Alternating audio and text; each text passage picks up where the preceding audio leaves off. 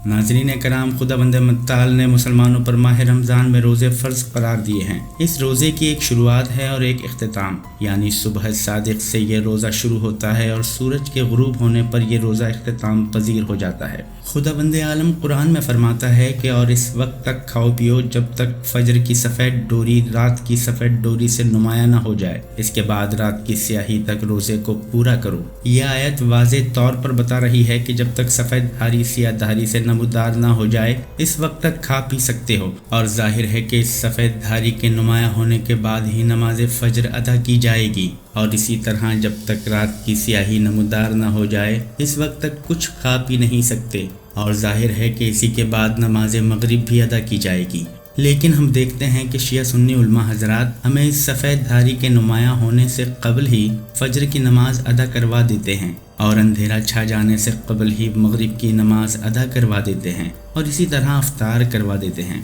अप्रैल 2020 में आने वाले माह रमज़ान के सहर व अफ्तार की कराची की टाइमिंग जो उलमा हजरात और तमाम टीवी चैनल्स हमें फराहम कर रहे हैं वो कुछ इस तरह है कि फ़िक़्ह जाफरिया के मुताबिक पहली रमज़ानुल मुबारक हफ्ता 25 अप्रैल को इख्तिताम सहर 4:35 और फजर 4:45 और अफ्तार का वक्त 7:12 है। और इसी तरह फ़िक़्ह हनफिया के मुताबिक बरोज़ हफ्ता पहली रमज़ानुल मुबारक की इंतहाई सहर 4:39 और अफ्तार का वक्त 7 बजे है। नाज़रीन कराम, चूँकि हम ये वीडियो 4 रमज़ानुल मुबारक को बना रहे हैं, लिहाजा चार्ट के मुताबिक फ़िक़्ह जाफरिया के मुताबिक 4 रमज़ानुल मुबारक बरोज़ मंगल इंतहाई सहर 4:31 और फजर 4:41 है और अफ्तार का वक्त 7:13 है। और इसी तरह फ़िक़्ह हनफिया के मुताबिक 4 रमज़ानुल मुबारक बरोज़ मंगल इंतहाई सहर 4:36 और अफ्तार का वक्त 7:01 है।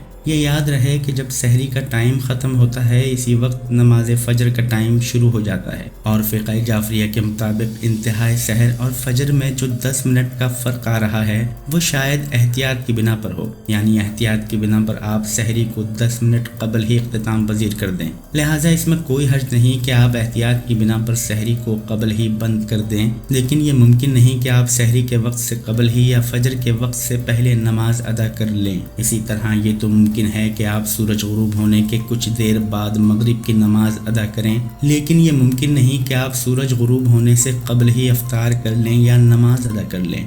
बस यहीं से ये सवाल कायम होता है कि शिया सुन्नी उलमा मुसलमानों को सहर अफ्तार का जो वक्त बता रहे हैं, क्या वो वही वक्त है जो अल्लाह और रसूल सल्लल्लाहु अलैहि वसल्लम ने भी बयान किया है, या बात कुछ और है। नाज़रीन कराम, सही मुस्लिम की एक रिवायत के मुताबिक हज़रत अब्दुल्ला बिन उमर रसूलुल्लाह सल्लल्लाहु अलैहि वसल्लम की हदीस के तहत औकात नमाज बयान करते हुए कहते हैं कि सुबह की नमाज का वक्त फजर के ज़ाहिर होने से लेकर सूरज तुलू होने तक है। इस रिवायत से मालूम चलता है कि नमाज फजर का वक्त फजर के तुलू होने से शुरू होता है और यही वक्त इंतहाई सहर है, जबकि शिया सुन्नी हजरात के बयान करदा औकात तुलुए फजर से कबल ही नमाज अदा करवा देते हैं। मुस्नदुल इमाम अहमद बिन हम्बल में इब्न अब्बास से रिवायत है कि रसूलुल्लाह सल्लल्लाहु अलैहि वसल्लम ने फरमाया कि हज़रत जिब्राईल अलैहिस्सलाम आप सल्लल्लाहु अलैहि वसल्लम के घर इस वक्त आए जब फजर खूब रोशन हो चुकी थी और रोशनी फैल चुकी थी। इस वक्त जिब्राईल अलैहिस्सलाम ने नमाज फजर पढ़ाई और कहा कि इन दोनों औकात के दरमियान नमाज फजर का वक्त है।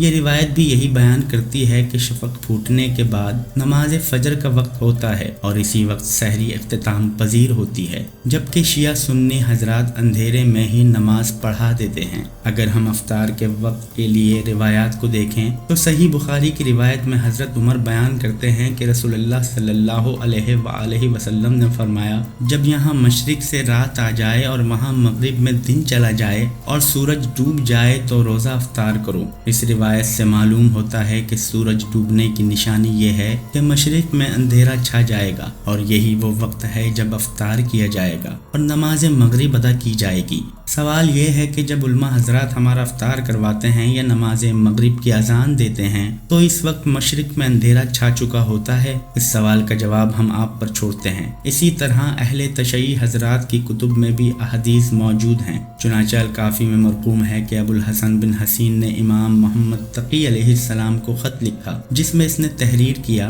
میں آپ پر قربان جاؤں، نماز فجر کے متعلق آپ کے ماننے والوں میں کچھ اختلاف پیدا ہو گیا ہے۔ چنانچہ کچھ لوگ اس وقت نماز فجر پڑھتے ہیں جب آسمان پر فجر اول نمودار ہوتی ہے، اور کچھ اس وقت نماز صبح پڑھتے ہیں جب افق کے نیچے سفیدی نمایاں ہو جاتی ہے۔ آپ علیہ السلام واضح کریں کہ نماز فجر کا وقت کون سا ہے تاکہ اس میں نماز ادا کر سکوں، اور اگر بادل ہوں تو مجھے کیا کرنا چاہیے، اور سفر و حضر میں اس کی حد کیا ہے۔ اس خط کے جواب میں امام علیہ السلام نے اپنے قلم سے تحریر فرمایا، خدا تجھ پر رحم کرے، فجر وہ سفید دھاری ہے جو افق میں نمایاں ہوتی ہے، اس سے فجر کاذب مراد نہیں ہے، لہٰذا تم سفر و حضر میں اس وقت نماز پڑھو جب وہ سفید دھاری اچھی طرح سے نمایاں ہو جائے۔ اللہ تعالیٰ نے اپنی مخلوق کو کسی شک و شبے میں نہیں رکھا، بس وہ فرماتا ہے اور رات کے وقت کھاؤ پیو یہاں تک کہ فجر کی سفید ڈوری رات کی سیاہ ڈوری سے نمایاں ہو جائے۔ چنانچہ سفید ڈوری کے نمایاں ہونے سے روزے دار کے لیے کھانا پینا حرام ہو جاتا ہے، اور اسی وقت نماز فجر کا وقت شروع ہو جاتا ہے۔ شیعہ کتب میں بھی ائمہ علیہ السلام سے یہی کچھ مذکور ہے جو قبل بیان کیا جا چکا کہ فجر وہ سفید ڈوری ہے جو واضح طور پر نمایاں ہوتی ہے، کیونکہ اللہ اپنی مخلوق کو شک میں نہیں چھوڑتا، اور اسی وقت نماز فجر کا وقت شروع ہوتا ہے۔ ناظرین کرام، اسی طرح مغرب کے وقت سے متعلق الکافی ہی کی روایت میں مذکور ہے کہ امام ابی جعفر علیہ السلام نے فرمایا کہ جب مشرق سے سرخی غائب ہو جائے تو اس کا مطلب یہ ہے کہ سورج غروب ہو گیا۔ ناظرین، جیسے صحیح بخاری کی روایت کے مطابق مشرق میں اندھیرا چھا جانے پر مغرب کے وقت کی نشاندہی کی گئی ہے، اسی طرح شیعہ کتب میں بھی مشرق میں اندھیرا چھا جانے پر مغرب کے وقت کی نشاندہی کی گئی ہے، اور مغرب کا وقت شروع ہونے پر ہی افطار کا وقت شروع ہو جاتا ہے۔ سوال یہ ہے کہ علماء حضرات جب نماز مغرب کی اذان دلواتے ہیں اور روزہ افطار کرواتے ہیں تو کیا اس وقت مشرق میں اندھیرا چھا جاتا ہے؟ اس سوال کا جواب ہم آپ پر ہی چھوڑتے ہیں۔ ناظرین کرام، اس پوری بحث سے یہ نتیجہ نکلتا ہے کہ شیعہ سنی علماء حضرات مغرب سے کچھ قبل افطار بھی کروا دیتے ہیں اور مغرب کی نماز بھی ادا کروا دیتے ہیں، جبکہ شفق پھوٹنے سے 1 گھنٹہ اور 45 منٹ پہلے فجر کی نماز ادا کروا دیتے ہیں۔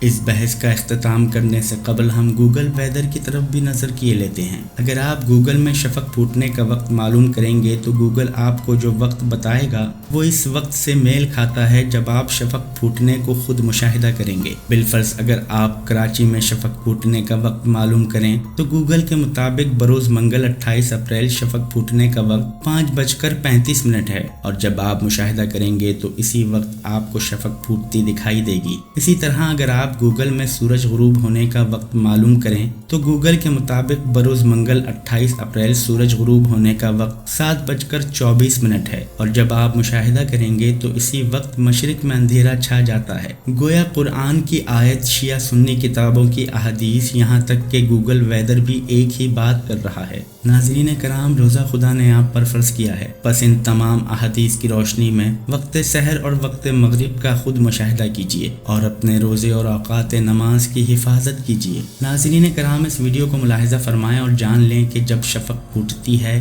تو اس کی روشنی پھر رکتی نہیں، آہستہ آہستہ پھیلتی جاتی ہے، اور اس ویڈیو کو بھی ملاحظہ فرمائیں کہ جب سورج غروب ہو جاتا ہے تو کس طرح آسمان پر سیاہی آ جاتی ہے۔ ہمارا شیعہ سنی علماء حضرات سے سوال ہے کہ کیا ان کے بتائے گئے سحر و افطار کے اوقات قرآن اور احادیث کی روشنی میں ہیں؟ اگر ہاں تو پھر ان کے بتائے گئے اوقات میں اور قرآن و حدیث میں کیوں تضاد واقع ہو رہا ہے؟ یہاں تک کہ گوگل بھی علماء حضرات کی مخالفت کر رہا ہے، جس کا دین و مذہب سے کوئی تعلق نہیں۔ ناظرین، ویڈیو پسند آئے تو ویڈیو کو شیئر کرنا اور کمنٹ باکس میں اپنی رائے کا اظہار کرنا نہ بھولیے گا۔ ہمارے چینل کو سبسکرائب کریں اور بیل کے آئیکن پر لازمی کلک کریں تاکہ ہماری ساری ویڈیوز آپ تک بر وقت پہنچتی رہیں۔ اب تک کے لیے اتنا ہی، اگلی ویڈیو تک کے لیے اللہ نگہبان۔